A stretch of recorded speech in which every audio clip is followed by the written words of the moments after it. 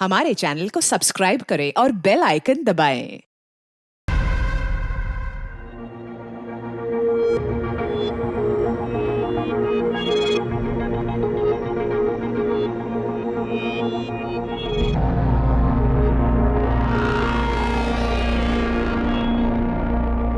Ramesh, resort खूप चांगला है। मतलब तूने जो फोटोज दिखाए थे उससे तो कहीं ज्यादा अच्छा है। हाँ, और काफी बड़ा भी है। ए, चल वहां जाके सेल्फी लेता है। अभी हफ्ता भर यहीं पे चेक इन करते, फिर बाद में सेल्फी खींचते, है ना? चलो ठीक है, चलो चलो चलो। हरीश, लगेज निकालना से। नमस्ते सर। रमेश पाटिल। मस्त है एकदम।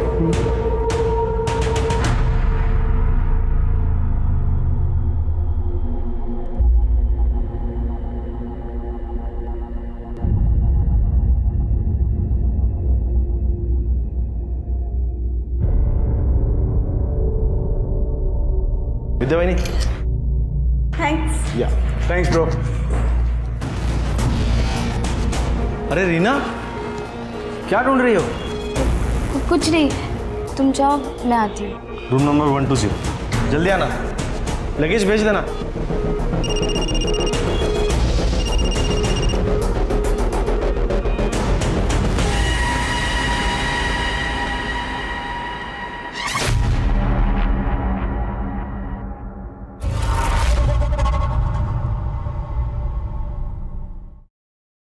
अरे कहाँ रह गई थी? वो लॉन में ना सुंदर फूल दिखे थे कार से उतरते वक्त, वही देखने रुक गई। अच्छा, तुम्हें फूल इतने पसंद है? फोटो निकाले कि नहीं? फोटो, वो फूल इतने सुंदर और मोहक थे ना कि मैं फोटो निकालना भूल गई। मैं अभी आया। हेलो।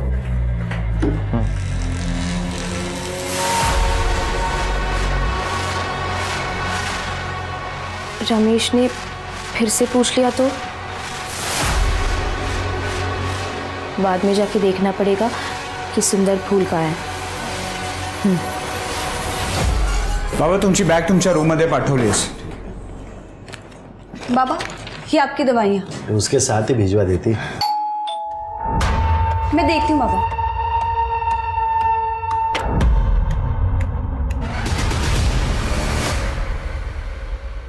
रीना, रीना, ऐसे तो तुम रात भर जागती रहोगी। नींद की दवा ले लो और सो जाओ। नहीं, वो नई जगह है ना, इसीलिए नींद नहीं आ रही है। आज गोली रहने दो। अरे फिर नींद नहीं आई तो चांस क्यों लेना?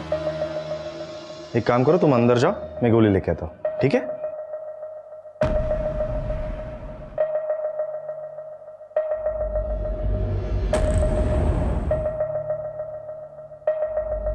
ये लो, गोली ले लो। Good night.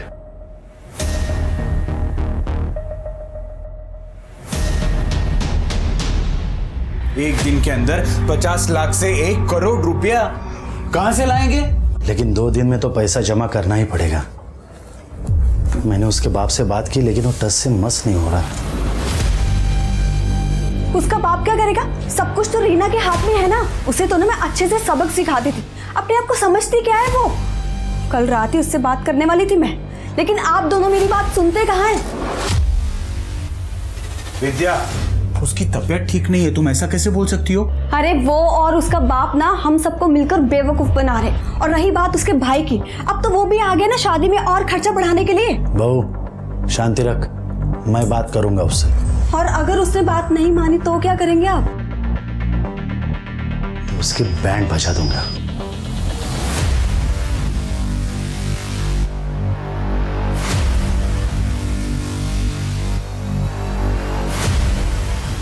क्या हुआ? कुछ नहीं।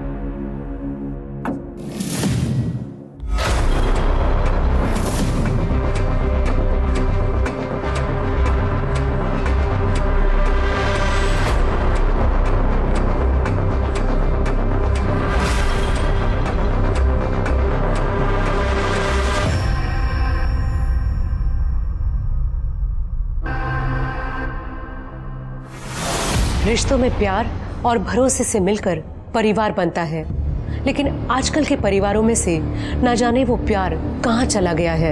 यहाँ दिख रही फैमिली को ही ले लीजिए, किसके पास गया? क्या रीना भी रमेश को धोखा दे रही है? घर से मीलों दूर एक रिजॉर्ट में शादी अटेंड करने गए इस परिवार के साथ ये कैसी साजिश चल रही है? क्या इन्हें जरा भी अंदाजा नहीं कि भरोसा तोड़कर रिश्तों के साथ खेला जा रहा ये खेल खुद उनकी जिंदगी पर भी भारी पड़ सकता है?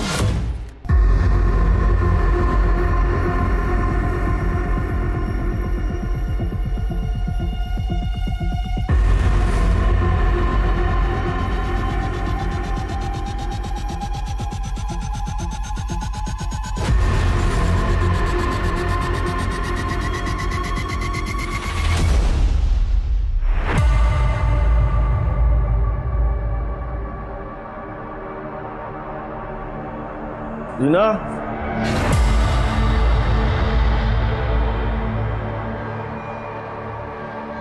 रीना, रीना, रीना,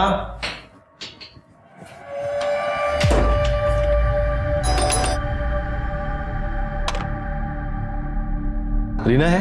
नहीं। प्रकाश दादा, रीना है यहाँ? रीना इतनी सुबह सुबह कहाँ चली गई? वही तो ढूंढ रहे। नहीं बेटा, यहाँ तो नहीं आई। फोन भी नहीं उठा रही है।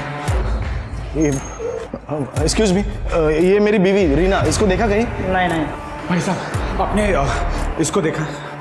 दादा, रमेश, दादा मिली कहीं? कैंटीन में भी देखा, रीना कहीं नहीं है। एक काम करो, आप उधर पीछे देखो, मैं बाहर जाके देखता हूँ। हरीश, रीना मैम को देखा कहीं? नहीं साहब। किधर चली गई है? किसे फोन कर रहे हो? पुलिस का और किसे?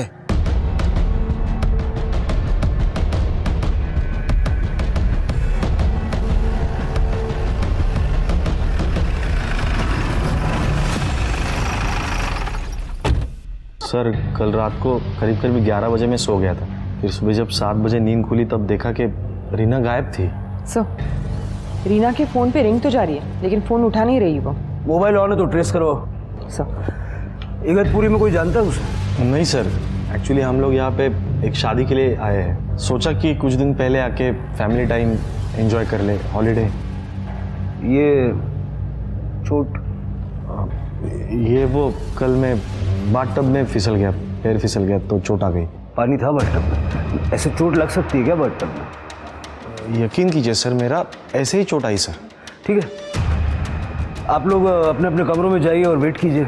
हम अपना इन्वेस्टिगेशन शुरू करते हैं और जब तक ये सारी प्रक्रिया चलती है आप लोग रिसोर्ट से बाहर नहीं जा सकते। और अगर रीना का फ़ोन आए तो सबसे पहले आप हमें बताइए। जी सर। शिरके, सीसीटीवी देखते हैं। सर,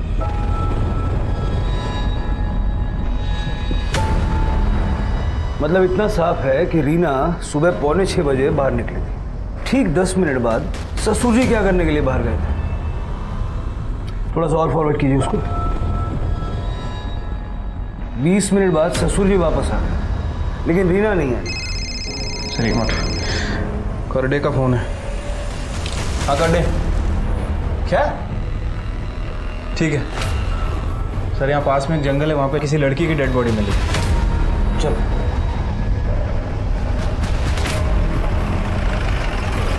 लड़की के कपड़े भी वही हैं सर जो अभी हमने सीसीटीवी में देखे।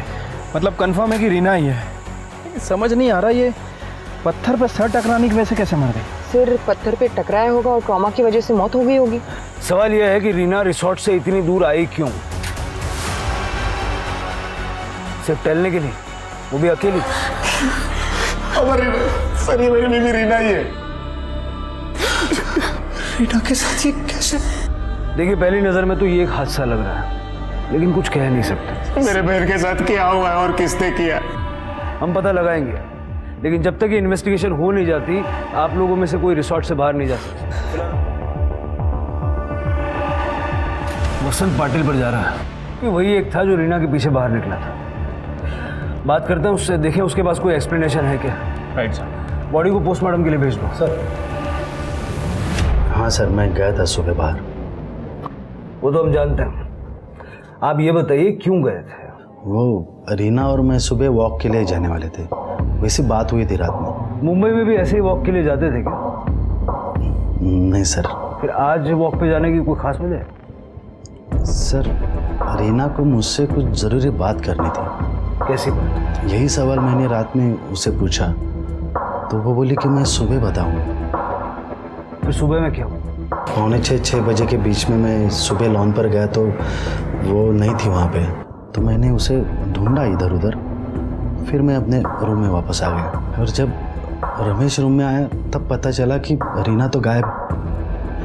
और उसके बाद पता नहीं क्या बात करना चाहती थी वो, लेकिन एक बात जरूर है सर, रमेश बहुत किस्मत वाला है कि उससे रीना जैसी बीवी मिली।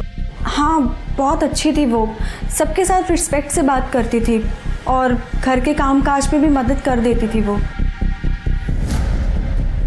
हमारे घर आकर 1 हफ्ता ही हुआ था उसे, घर का पूरा रूटीन उसे याद हो गया था। ज़्यादातर बात नहीं करती थी, चुपचाप रहती थी। मैं भी इस बात से खुश था क्योंकि मैं भी कम बातचीत करना पसंद करता हूँ, लेकिन हम खुश थे। ये रही तुम्हारी चाय। Thank you. और ये तुमने फाइल्स मंगाई थी ना? हाँ, रख दो आप। अरे तुमने न्यूज़पेपर नहीं पढ़ा आज का? अरे टाइम ही नहीं मिला। ठीक है, मैं पढ़ देती हूँ। मतलब शादीशुदा जिंदगी में रीना के साथ कोई झगड़ा, कोई प्रॉब्लम नहीं थी? नहीं नहीं, जीजू को क्या प्रॉब्लम हो सकती है रीमा से?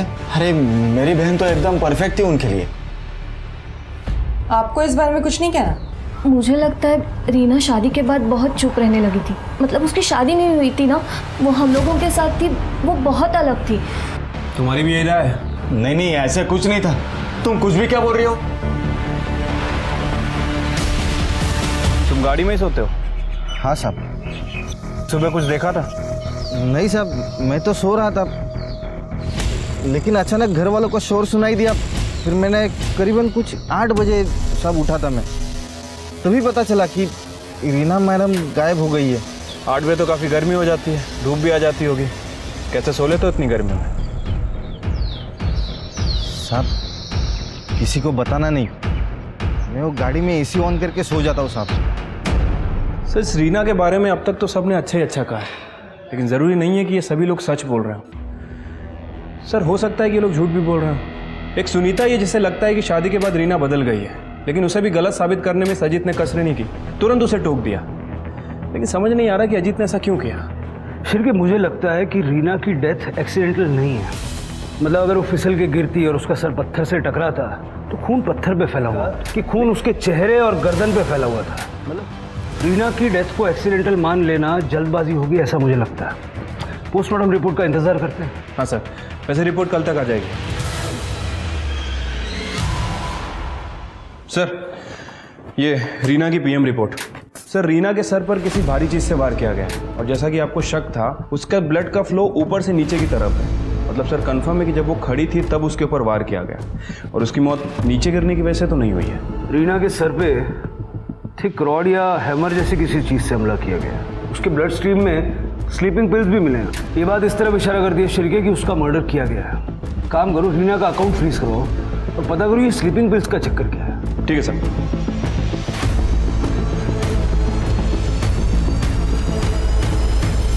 वो रीना इन गोलियों के बिना सो नहीं पाती थी। कितनी गोलियां? रोज एक नींद की गोली काफी टाइम से ले रही थी वो। फिलहाल तो ये वसंत पाटिल ही शक के दायरे में है, क्योंकि रीना के लॉबी से निकलने के बाद उसे ही सबसे पहले देखा गया था। सर मुझे आपको कुछ बताना है। आइए। कल रात रीना मेरे सपने में आई थी।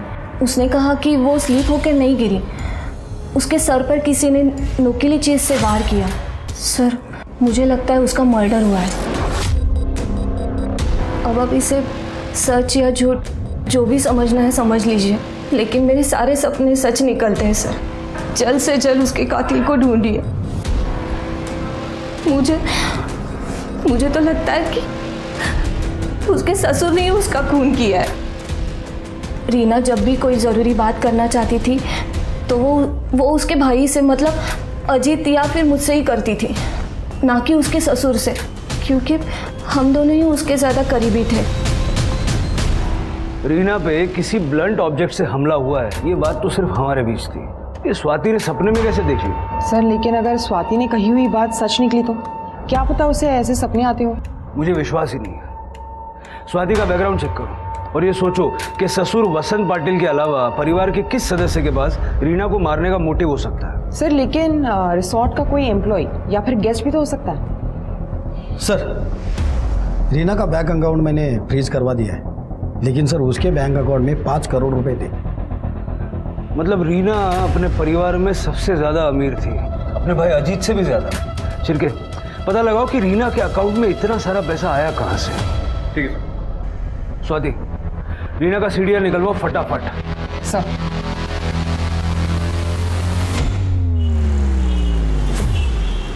सर, मर्डर होने के बाद से होटल से 2 लोग गायब हैं। एक तो हाउसकीपिंग स्टाफ मनोहर सूले और दूसरा संजय देसाई जो कि गेस्ट था।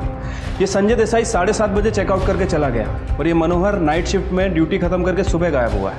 छिरके, इस मनोहर को जल्द से जल्द ढूंढो और संजय की डिटेल्स निकालो। इन दोनों का रिसोर्ट से गायब हो जाना इस बात का रीना के मर्डर से कोई कनेक्शन हो सकता है। और रीना का सीढ़ियाँ आते सबसे पहले ये चेक करना इन दोनों में से कोई उसके कांटेक्ट में तो नहीं। ठीक है साहब। फिर कहाँ जा रहा है? रुक साहब, अभी बिजी काय झालं? सर आतमध्ये आलं बघतोय। पटना साहब, मैं रामचंद्र गोयल, वो जंगल में वो बड़ा होटल है ना, उसके पास ही जंगल में रहता हूँ। वो रिसोर्ट के उधर? हाँ साहब, मेरी 24 साल की बेटी योगी तक कल से गायब है साहब। उसका पति नारायण घरत ने उसे कुछ महीने पहले घर से निकाल दिया था, तब से मेरे साथ ही रह रही थी साहब। कल सुबह जंगल में लकड़ी लेने गई थी, तब से वापस नहीं लौटी। कितने बजे गई थी लकड़ी? रोज की तरह सुबह 5:30-6 बजे साहब। फोटो वगैरह है कुछ उसकी? होगी साहब। कर दे। चल चल। शिरके, ये लड़की भी तभी गायब हुई जब रीना का मर्डर हुआ था। इन दो बातों का आपस में कोई ना कोई कनेक्शन हो सकता है। जरा उस लड़की के पति नारिया से पूछताछ करो। ठीक है सर। इस नंबर पे सर रीना के कॉल रिकॉर्ड से पता चला है एक आदमी उसे लगातार कॉल्स और मैसेजेस करता था। वो शख्स संजय देसाई है। संजय देसाई, ये वही है ना जो कल रिसोर्ट से चला गया था?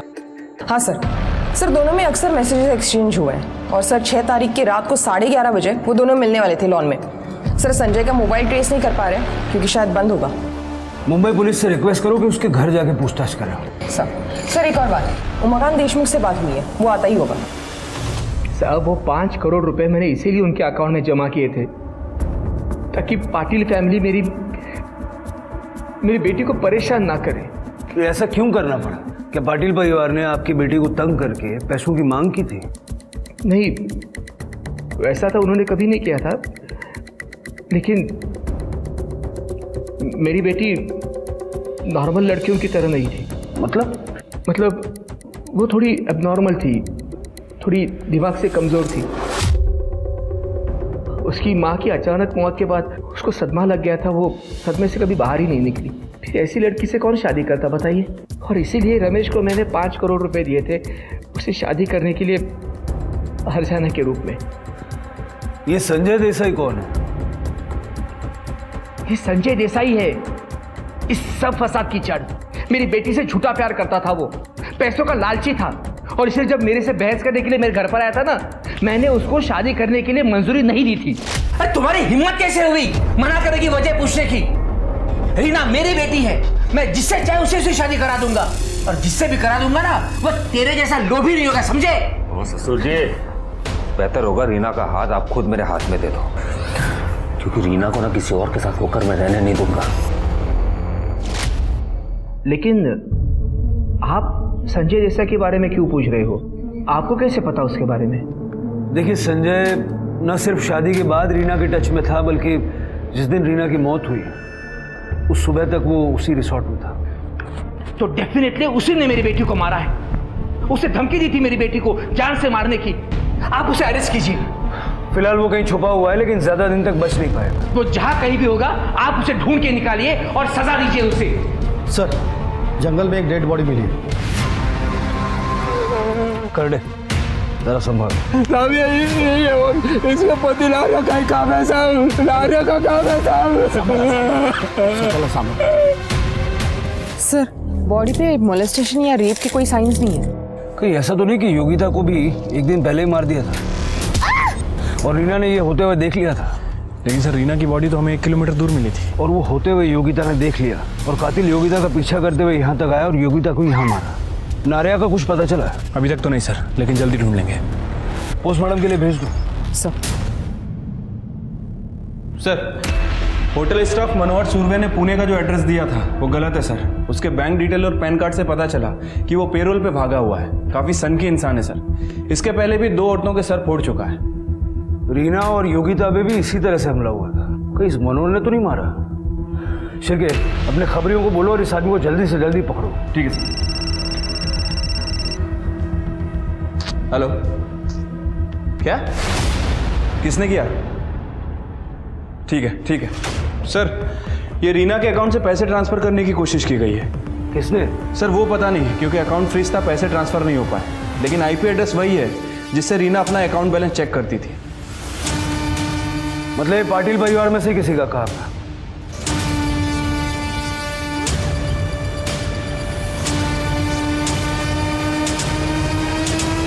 सर ये रमेश का लैपटॉप है।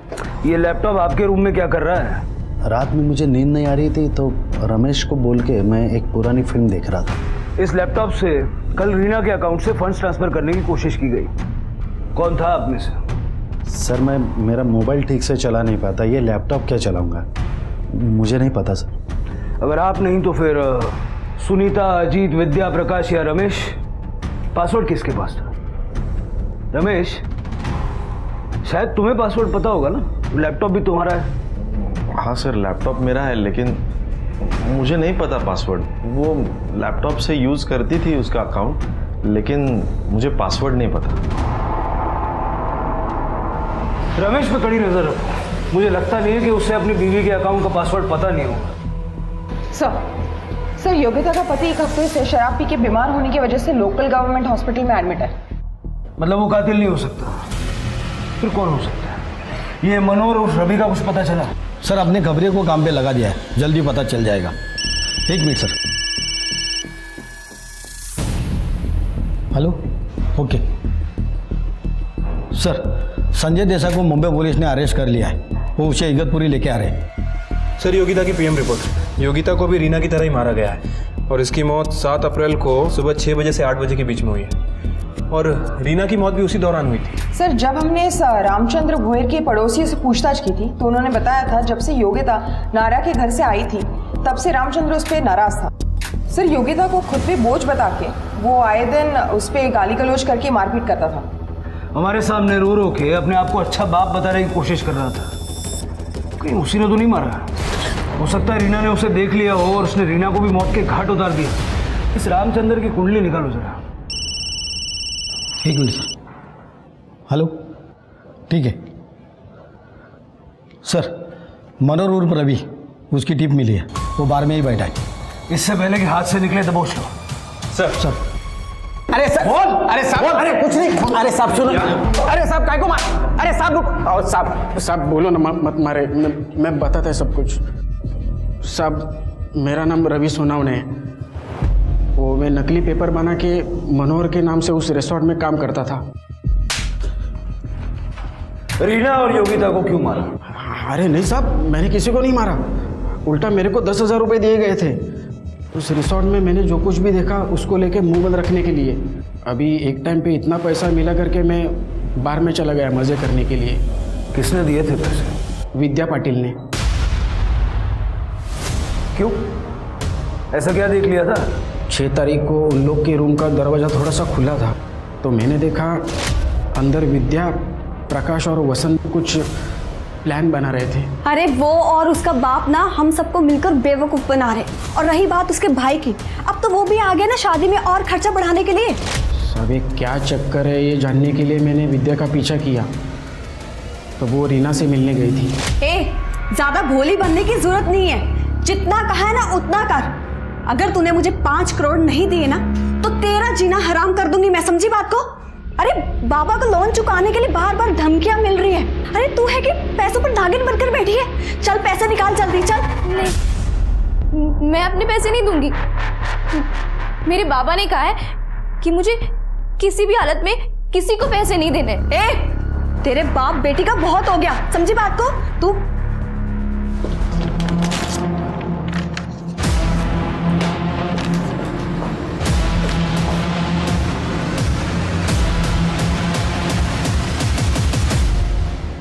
हाँ सर, मैंने रीना से ज़बरदस्ती पासवर्ड लिया था, लेकिन अपनी फैमिली की जान बचाने के लिए। आप ही बताइए सर, पैसे क्या जान से बढ़कर थे?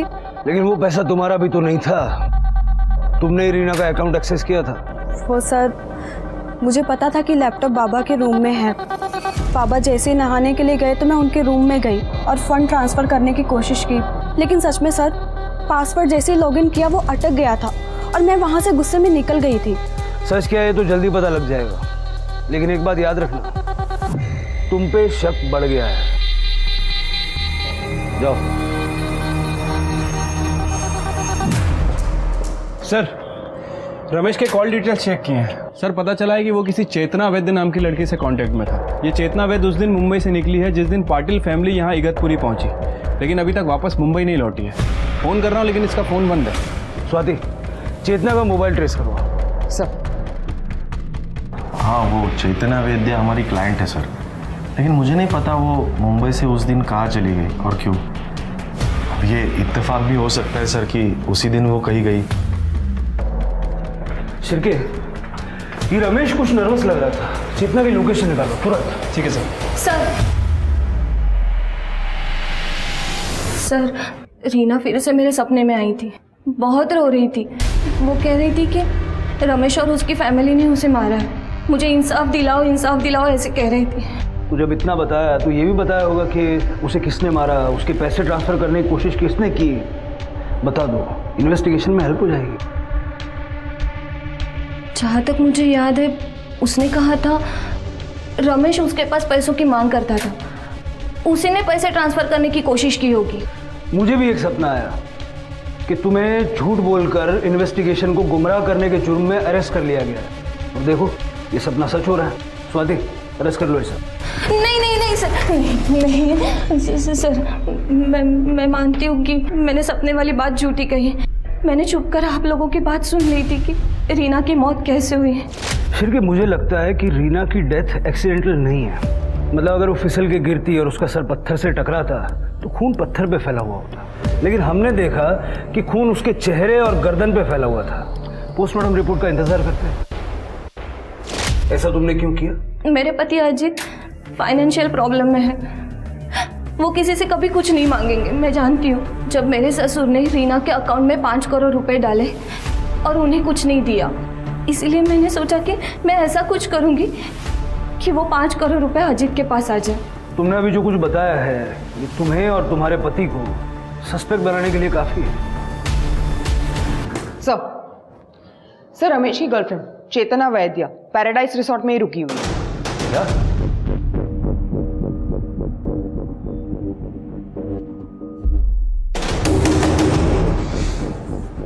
देखो, हमारे पास मास्टर की है, हम अंदर आ सकते हैं। बेहतर यह है कि तुम दरवाजा खोल दो।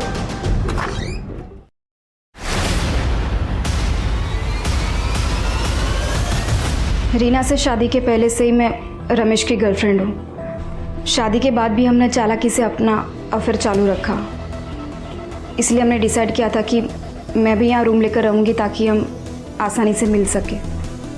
अगर तुम और रमेश एक दूसरे से प्यार करते थे तो रमेश ने रीना से शादी क्यों की? रीना से मेरी ज़बरदस्ती शादी हुई थी।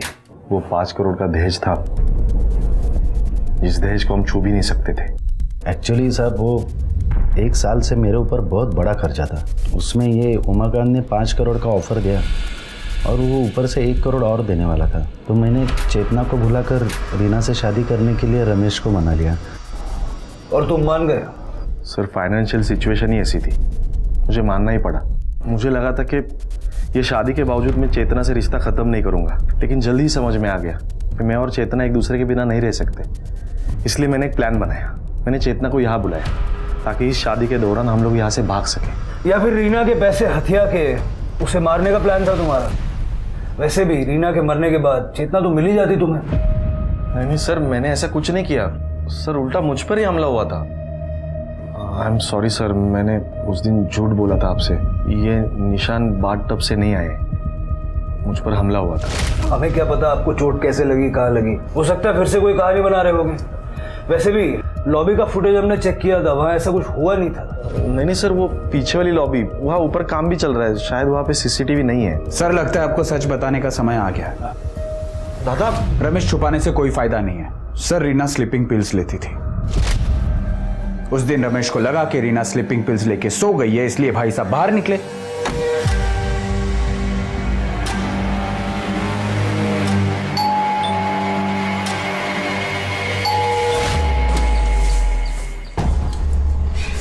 बहुत देर कर दी आते आते। सब्र का फल मीठा होता है मेरी जान। बाबा बाबा, वो रमेश मुझे चेतना नाम की लड़की के लिए धोखा दे रहा है बाबा। वो इसी होटल में रुकी है बाबा। पापा, मैं अभी देख कर आ रही हूँ। उसने मुझे कहा था कि वो चेतना को भूल जाएगा। मैंने तुम्हें कोई धोखा नहीं दिया बेटा। पर अब इस बात का क्या फायदा बाबा? मेरी जिंदगी तो बर्बाद ही हो गई ना। मुझे थोड़ा वक्त दो, मैं सब ठीक कर दूंगा। लेकिन अब तुम तुम्हारे कमरे में जाओ, सुबह 5:45 बजे लॉन पर आ जाओ, वॉक करते करते बात करेंगे। सर पे जैसे तय हुआ था वैसे ही मैंने किया। मैं सुबह वो लॉन पे पहुंचा तो वहाँ पे वो नहीं थी।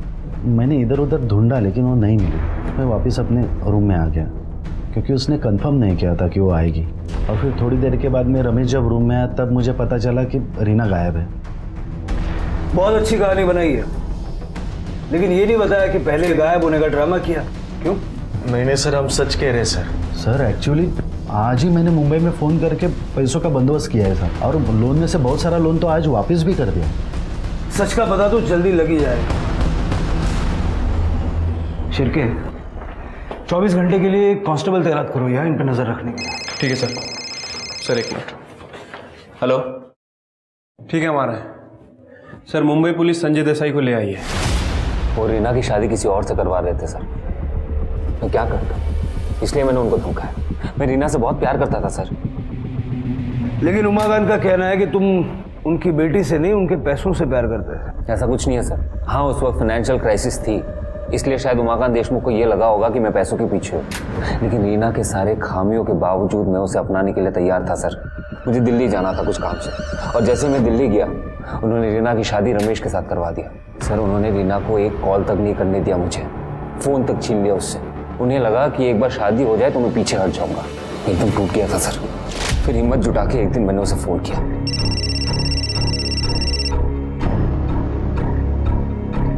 संजय, तुम क्यों मुझे बार बार फ़ोन करते रहते हो? मैंने कहा ना, हमारे बीच जो कुछ भी था अब सब खत्म हो गया। तुम बस एक बार ये कह दो कि तुम मुझसे प्यार नहीं करती। संजय, मेरी ज़िंदगी ऑलरेडी बर्बाद हो चुकी है। प्लीज़ तुम इसे और बर्बाद मत करो। कुछ बर्बाद नहीं हुआ है। देखो, हम लोग एक नई शुरुआत कर सकते हैं। मैंने ऐसे किया ना तो बाबा मुझे जान से मार देंगे। अरे किसी और से शादी करवा के उन्होंने तुम्हें पहले ही मार दिया रीना। मैं तुम्हें बहुत खुश रख सकता हूँ, मुझसे शादी कर लो। फिर हमारी बातचीत शुरू हो गई। एक दिन मुझे पता चला कि पाटिल फैमिली इगतपुरी जा रही है किसी फैमिली फ्रेंड के डेस्टिनेशन वेडिंग के लिए। और पीछे पीछे तुम भी इगतपुरी पहुंच गए? पीछे पीछे नहीं सर, मैं पहले पहुंच गया था। और जैसे रीना आई मैंने उसे देख लिया और तुरंत फ़ोन किया उसे। उसने पहले सबको अपने अपने कमरे में भेजा, फिर वो मुझसे मिलने आई। संजय, तुम लोग क्या कर रहे हो? तुम होश में तो हो ना? होश ही तो नहीं है ना। अगर किसी ने तुम्हें यहाँ देख लिया ना तो बहुत बड़ी प्रॉब्लम हो जाएगी। क्यों मुझे इस तरह से परेशान कर रहे हो तुम? ठीक है, आज से मैं तुम्हें परेशान नहीं करूंगा। I promise you this. बस ये कह दो कि तुम चाहती क्या हो। मैं तुम्हें अभी कुछ नहीं बता सकती। तो कब बता सकती हो? मैं तुम्हें मैसेज करती हूँ, ओके? आज या कल रात को। हमने ये तय किया था कि रात को 11:30 बजे मिलेंगे। मैं लॉन में इंतज़ार कर रहा था रीना का। उसने मुझे ये कहा था कि एक बार रमेश सो जाए फिर वो आएगी मुझसे मिलने। सर, मैं लॉन में इंतजार कर ही रहा था कि फिर मैं पार्किंग से एक हेलमेट निकाला, अपने फेस को कवर किया और उस पर जाके वार कर दिया। वहां से भाग गया और कहीं जाके छिप गया। कुछ वक्त बाद रीना ने मुझे फोन किया, वो मुझसे मिलने आ रही थी। रीना, जिंदगी भर की बात है, तुम अपने आप को ऐसे सजा क्यों दे रही हो? भाग चलते रीना। नहीं संजय, ये सब इतना आसान नहीं है। मुझे सोचने को थोड़ा वक्त चाहिए। कितना वक्त चाहिए तुम्हें? यहाँ से मुंबई जाने तक का, ठीक है? पर प्लीज तुम मुझे परेशान करना बंद कर दो। ठीक है, जैसे तुम चाहो। मैं कल सुबह मुंबई के लिए निकल जाऊंगा। मुझे पता नहीं था कि उसी सुबह उसका मर्डर हो गया था सर। ये बात मैंने पेपर में पढ़ा, मैं एकदम टूट गया। अच्छी कहानी है, लेकिन ये भी तो हो सकता है कि जब रीना ने तुम्हारे साथ भाग जाने से इनकार किया तो तुमने रीना को मार दिया और वहां से भाग गए। मैंने रीना को नहीं मारा है। छिड़के, रीना के मर्डर के शक में इसे कस्टडी में लो। आप मेरे साथ ऐसे नहीं कर सकते सर। अरे मैंने खून नहीं किया सर, अभी कांस्टेबल शिंदे का फोन आया था। जंगल में खून से सना हुआ हथौड़ा मिला है। तुरंत उसे फॉरेंसिक में भेजो और सारे फिंगरप्रिंट्स चेक करो। सर। ऑफिसर, इस केस में एक के बाद हो रहे चौंकाने वाले खुलासों के बावजूद पुलिस रीना और योगिता के कातिल का पता नहीं लगा पा रही थी। क्या वो शख्स प्यार में चोट खाया हुआ संजय देसाई था, या फिर मनोहर उर्फ रवि, जो पुणे में 2 महिलाओं की इसी तरह सिर कुचलकर हत्या कर चुका था, या फिर ये हत्या सिर्फ और सिर्फ 5 करोड़ पाने के लिए रीना के ससुर वसंत पाटिल ने की थी। लेकिन पुलिस के सामने सबसे बड़ा सवाल यही था कि इतने सारे सस्पेक्ट्स में आखिर वो शातिर हत्यारे कौन है जिसने इन दोनों हत्याओं को अंजाम दिया। सर, इस रामचंद्र के बारे में एक बात पता चली है। 1 नंबर का बेवड़ा आदमी है सर। 6 तारीख की पूरी रात पीकर धुत पड़ा था। लोगों ने उसे ले जाकर अपने घर पे छोड़ा और उसे अगले दिन दोपहर में होश आया। जबकि सर इस योगिता की मौत तो 7 तारीख को सुबह ही हो गई थी। तुम्हारा कहने का मतलब है कि वो कातिल नहीं हो सकता? नहीं सर। फिर उसे किसने मारा? सर, फॉरेंसिक रिपोर्ट के हिसाब से उस हथौड़े पे 2 लोगों के ब्लड सैंपल मिले हैं। एक तो योगिता का और दूसरा रीना का। मतलब सर, हो सकता है कि उनका मर्डर इस हथौड़े से ही किया गया। साथ ही साथ उस हथौड़े के हैंडल पे बहुत सारे लोगों के फिंगरप्रिंट भी मिले हैं। Great. Patil family, Deshmukh family, Manohar, Sanjay और रामचंद्र, सबके फिंगरप्रिंट्स ले लो और मैच करके देखो। Right sir.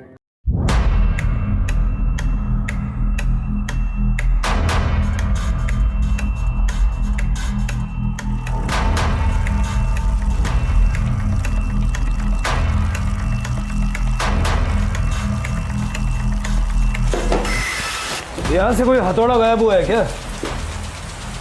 हाँ साहब, लेकिन आपको कैसे पता चला? ये हथौड़ा है? हाँ साहब, यही है। अब मिल गया तो मुझे दे दो ना साहब वापस। ये हथौड़ा नहीं मिल सकता, अभी दूसरा खरीद लो, इससे मर्डर हुआ है।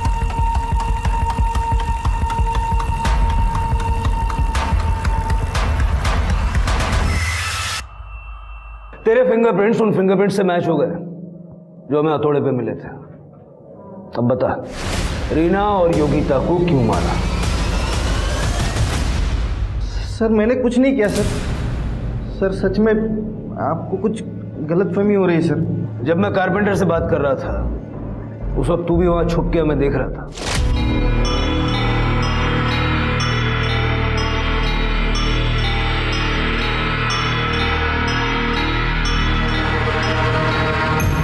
इसी ग्लास से तेरे फिंगरप्रिंट्स उठाए हमने। हम सब जानते हैं तू किसके कांटेक्ट में है, तेरे मोबाइल के मैसेजेस भी देखे हमने। अब सारा सच बोल दे, नहीं तो गले में हाथ डाल के बनवाएंगे। साहब, सच बताता हूँ, सब सच बताता हूँ साहब। विद्या मैडम का और मेरा अफेयर चालू था साहब। जिस दिन हम रिसोर्ट में आए उसी दिन रात को विद्या मैडम मुझसे मिलने नीचे कार में आई थी साहब। और सब उसी दिन रात को हम कार में चालू हो गए, लेकिन दूसरे दिन रात को विद्या मैडम को आने नहीं मिला। तो उस दिन सवेरे 5:30 बजे आई थी। मतलब 7 तारीख की सुबह को? हाँ साहब। फिर हम कार में ही चालू हो गए, सब चालू ही किया था।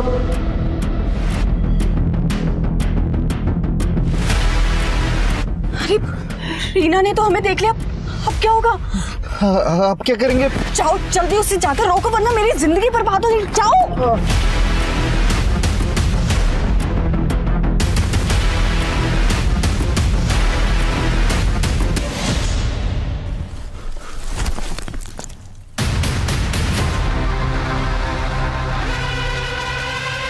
मुझे मत मारो। फिर मैं रिसोर्ट आकर विद्या मैडम को सब कुछ बता दिया। और ये बात हमें बाद में पता चली कि रीना बाबा के साथ वॉक करने के लिए अपने रूम से बाहर निकली थी और उसी दौरान उसने हम दोनों को एक साथ में गाड़ी में देख लिया था। और ये बात हम किसी और को कैसे पता चलने देते? सीसीटीवी फुटेज में कहीं नजर नहीं आई तुम्हारा। मैं जिस दिन रिसोर्ट आई मैंने उसी दिन पता कर लिया था कि रिसोर्ट के पीछे वाले रास्ते में कोई सीसीटीवी नहीं है। अपनी हवस के चक्कर में तुमने 2 लड़कियों की जिंदगियां छीन ली। दोनों मर्डर के चार्ज में इसको अंदर डालो और विद्या को इस हत्या में साथ देने के चार्ज में लो। बदकिस्मती ने रीना का अंत तक पीछा किया। पहले पिता ने लालची समझकर संजय देसाई से रीना की शादी नहीं होने दी, जिसे वो प्यार करती थी। ससुराल के नाम पर उसे पाटिल परिवार में वसंत जैसा ससुर और विद्या जैसी जेठानी मिली। इस तरह की बेबसी भरे रिश्तों का अंत ऐसा ही भयानक हो सकता है। इसलिए सबके लिए दिल में प्यार रखने के बावजूद रिश्तों के पीछे छिपकर बैठा लालच और बेईमानी वक्त वक्त पर पहचानते रहिए, जिससे पता चले कि कहीं आपके रिश्ते भी सिर्फ मतलब के रिश्ते तो नहीं। अब मैं सोनाली कुलकर्णी आपसे विदा लेती हूँ। फिर मिलेंगे एक नए केस के साथ क्राइम पेट्रोल सतर्क जस्टिस रीलोडेड में। तब तक अपना और अपने परिवार का ख्याल रखिए। आप जानते हैं हम सब एक मुश्किल दौर से गुजर रहे हैं। कृपया मास्क पहने, समय समय पर हाथ धोते रहें और ज़रूरत ना हो तो बाहर ना निकले। देखते रहिए क्राइम पेट्रोल सतर्क। जय Hind. For more updates, subscribe to our channel, click the show links and enjoy watching the videos.